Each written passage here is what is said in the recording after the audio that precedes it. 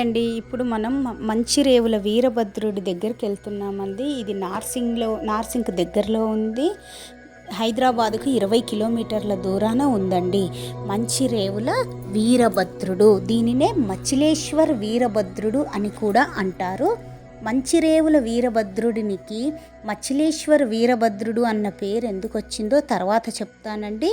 వీరభద్రుడి ఆలయాలు అనంటే చాలా అరుదండి.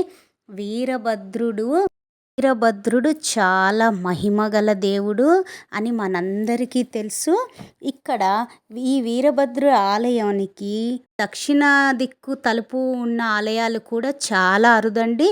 ఇక్కడ ఈ దేవాలయంలో వీరభద్రుడు స్వయంగా నడుచుకుంటూ వచ్చాడు.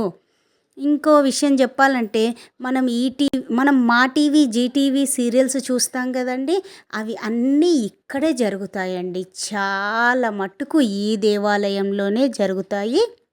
దేవాలయంలో ఎప్పుడూ ఒక షూటింగ్ ప్రోగ్రాం ఉంటుందండి. ఈ దేవాలయాన్ని తెలంగాణ శ్రీశైలం అని కూడా చెప్పవచ్చండి. శివరాత్రికి అంత జనాలు ఉంటారు. భక్తులతో శివరాత్రి రోజు సందడి మాటల్లో చెప్పడానికి మాటలు రావు, చూడడానికి 2 కన్నులు సరిపోవండి. భక్తులు శివరాత్రికి మరియు శ్రావణ మాసంలో తండోపతండాలుగా ఉంటారండి. వీరభద్రుడు అనగా మంగళవారము. ఇక్కడ మంగళవారం రోజు కూడా భక్తులు ఎక్కువ సంఖ్యలో ఉంటారు.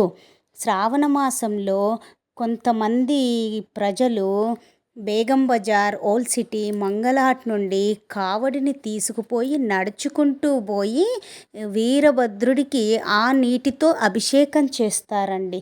ఇక్కడ నుండి అక్కడ వరకు పాదయాత్ర చేస్తారు. ఎక్కువ సంఖ్యలో తండోపతండాలుగా భక్తులు పోతారు అక్కడికి.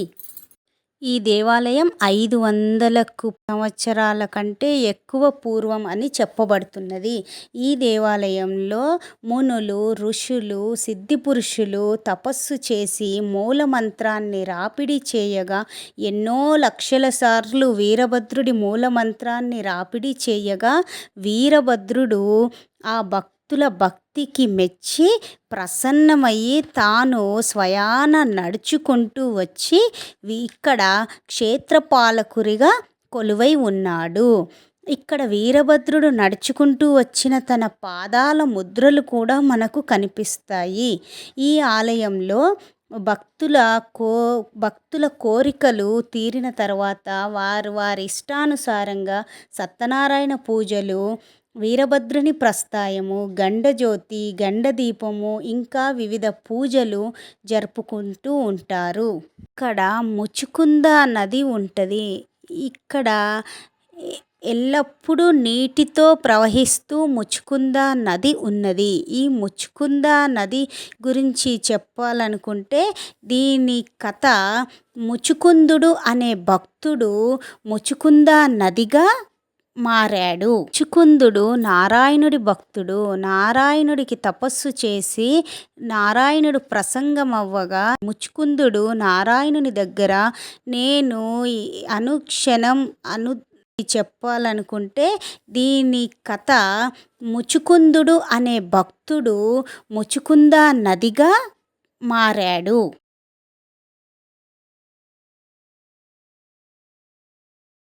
ముచుకుందుడు చాలా సంవత్సరాలకు పూర్వం తపస్సు చేసి నారాయణుణ్ణి ప్రసంగం చేసుకొని నేను ఎల్లప్పుడూ నిద్రిస్తూనే ఉంటాను, నన్ను ఎవరైనా నిద్రాభంగం చేశారనుకో ఆ క్షణమే వాళ్ళు అక్కడే మరణించుగాక అన్న వరాన్ని తీసుకొని ముచుకుందుడు నారాయణుడు ఆ వరాన్ని ఇవ్వగా ముచుకుందుడు ఒక గుహలో ఎనీ టైం నిద్రపోతూ ఉంటాడు. ఈ ముచుకుంద గుహలు ఈ మంచిరేవులకు 50 కిలోమీటర్ల దూరాన ఈశాన్య దిక్కున ఎప్పటికీ గుహలు ఉన్నాయి. ఆ గుహలో ముచుకుందుడు నిద్రిస్తుండగా ఆ స్టోరీ అలా పెడితే ద్వాపర యుగంలో కురుక్షేత్రము, శ్రీకృష్ణుడు, దుర్యోధనుడు, పాండవులు అందరికీ తెలిసిన విషయమే. శ్రీకృష్ణుడు ఆయుధం పట్టకుండా పాండవుల వైపు నిల్చున్నాడు. అప్పుడు కాలయముడు అన్న అసురుడు ఉండగా కాలయముణ్ణి ఎలాంటి ఆయుధంతో మరణం లేదని తెలుసుకున్న దుర్యోధనుడు తన వైపును నిల్చోబెట్టుకున్నాడు యుద్ధంలో. శ్రీకృష్ణుడు అతనిని సంహరించడానికి ఉపాయంగా అతనితో యుద్ధం చేస్తున్నట్టుగా నటించి తాను యుద్ధంలో అలసిపోయి పరిగెత్తుతున్నట్టుగా పరిగెత్తి నిద్రిస్తున్న ముచ్చుకుందుడి పైన తన కండువాని విసిరేశాడట. అప్పుడు కాలయముడు ఆవేశంలో కండువాను చూసి శ్రీకృష్ణుడు అనుకొని ఆ కండువాను తీశాడు. అక్కడే మరణించాడు. ఇక శ్రీకృష్ణుడు కాలయముడు నుండి పాండవులను కాపాడావు గనక నీకు ఏం వరం కావాలో కోరుకో అని అడిగాడట. అప్పుడు ముచ్చుకుందుడు నేను నదిగా ప్రవహించాలి, నా పేరు నాకు ఒక గుర్తింపు కావాలి అని వరం అడిగాడట. అప్పుడు ముచ్చుకుందునికి శ్రీకృష్ణుడు ఆ వరాన్ని ఇయ్యగా ముచ్చుకుందుడు ఇక్కడ మంచిరేవులలో నదిగా ప్రవహించాడట. ఆ నదినే ముచ్చుకుందా నది అని అంటారు. ముచ్చుకుందా నదిలో ఎల్లప్పుడూ చేపలుంటాయి. ఇక భక్తులు మంచిరేవులలో వీరభద్రుడు క్షేత్రపాలకులుగా కొలువై ఉండగా తనని నమ్మిన భక్తులు వీరభద్రుడి దగ్గరికి వచ్చేటప్పుడు ముచ్చుకుందా నదిలో కాళ్ళు చేతులు శుభ్రం పరుచుకొని నీళ్లు తీసుకొని అభిషేకానికి ఇక్కడ స్వామిని స్వయాన మనమే అభిషేకం చేయొచ్చు, స్వామిని అలంకారం చేయొచ్చు. ఇంకా వీరభద్రుడు పుట్టడానికి కారణమైన దక్ష ప్రజాపతి అతని సతీమణి స్వామివారి పాదాల దగ్గర ఉంటారు. దక్ష ప్రజాపతి సతీమణికి ఓడిబియ్యం కూడా పొయ్యవచ్చును. భక్తులందరూ శివుడికి కావలసినది చెంబెడు నీళ్ళు, చిటికెడు భస్వం చాలు, శివుడు అడిగినవన్నీ ఇచ్చేస్తాడు. బోలాశంకరుడు శివుడి యొక్క మరొక రూపమే వీరభద్రుడు. భక్తులందరూ కూడాను ముచ్చుకుందా నదిలో కాళ్ళు చేతులు శుభ్రపరచుకొని స్వామివారికి అభిషేకానికి నీరు తీసుకురావడానికి వెళ్ళేవారట. అక్కడ ఎల్లప్పుడూ చేపలు ఉండడంతో చేపలు నారాయణుని యొక్క మరొక అవతారం కాబట్టి చేపలకు తినడానికి ఆహారంగా ఏదో వేసేవారట. మొదట చేపలకు ఆహారం వేసి స్వామివారికి నీరు తీసుకొచ్చేవారు. చేపలను హిందీలో మచిలీ అంటారు, స్వామిని ఈశ్వర అంటారు, శివునికి ఈశ్వర. అలా మచిలీ ప్లస్ ఈశ్వర, మచిలీశ్వర అని పేరు వచ్చింది.